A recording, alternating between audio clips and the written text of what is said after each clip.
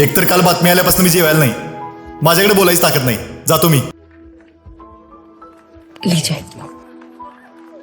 मला मनवायला जेवण घेऊन आलीस वय? घर पे बोल के आती आपके खाना लेके आ रही हूँ तो बाबूजी 50 बातें और सुनाते. दाजी से गई वो भाजी से नहीं आती. इसीलिए छुपा के लेके आई हूँ. लपवायची एक तुम्हाला सवय लागल्या बघा. कॅप्टन्सी सोडली, लपवून ठेवलं. पोरांची नावं ठेवली, लपवून ठेवलं. काल रिटायरमेंट घेतली, लपवून ठेवलं. कधी कधी वाटतंय तुमचा आणि आमचा काही संबंधच नाही.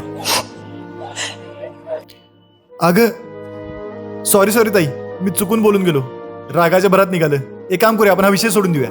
जब से शादी की आज पहली बार साथ में बैठ के खा रहे हैं. याला कारण पण आपल्या दाजीच आहेत. त्यांचं डाएट काय हलका आहे वे.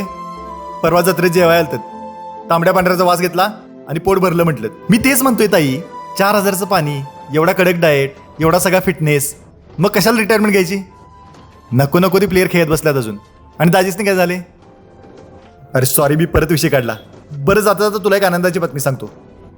IPL परत सुरू व्हायले आणि सगळी म्हणाल्यात ई साला टेस्टमधनं अचानक रिटायरमेंट घेतल्या प्लेअरला कप नाम दे.